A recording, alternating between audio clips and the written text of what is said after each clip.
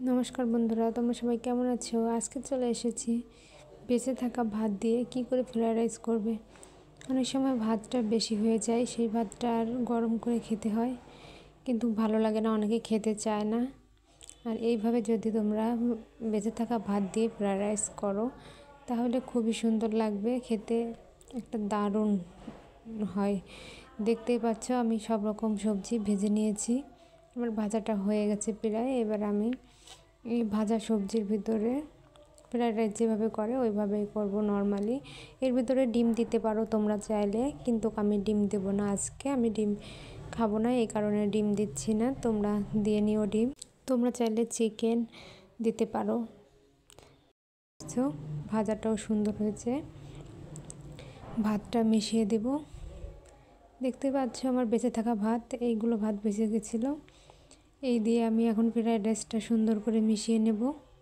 দেখতেই পারছো fried rice হয়ে গেছে, আর খেতে দুর্দান্ত লাগে। তোমরা একবার হলেও এই বেঁচে থাকা ভাত দিয়ে করে খেয়ে দেখো, ফ্রাইড রাইসটা করে দেখো, তোমাদের খারাপ লাগবে না, আশা করি অনেক ভালো লাগবে।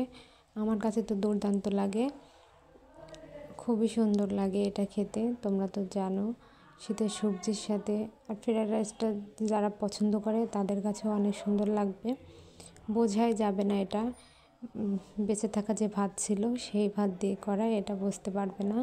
দেখতেই পারছো কি সুন্দর হয়েছে, দেখো তোমরা দেখে বুঝতে পারছো।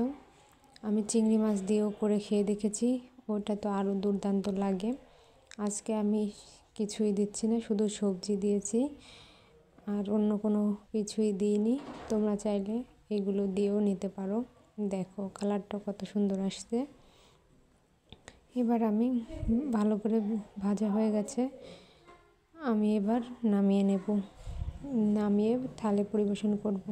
দেখতেই পাচ্ছ থালে নামিয়ে নিয়েছি, দেখেছো নামানো হয়ে গেছে। এখন আমি এটা সকালের জন্য করেছি, সকালে খাবো। ফুলকপির চপ ছিল, এই দুটো নিচ্ছি সাথে, এখন খেয়ে নেব। তোমাদের হাতে নিয়ে দেখাবো কেমন লাগছে দেখতে, দেখেই বুঝতে পারতো টেস্টটা অনেক সুন্দর আসছে। দেখো এখন আমি খাইনি, খেয়ে দেখাবো তোমাদের। দেখো সবজিগুলো একদম সিদ্ধ হয়ে গেছে, ভাজাটা সুন্দর হয়েছে। দেখো তোমরা হঠাৎ করে কেউ বুঝতে পারবে না, বাচ্চারা তো বুঝতেই পারবে না এটা বেঁচে থাকা ভাত দিয়ে করা, একবার হলেও করে দেখো।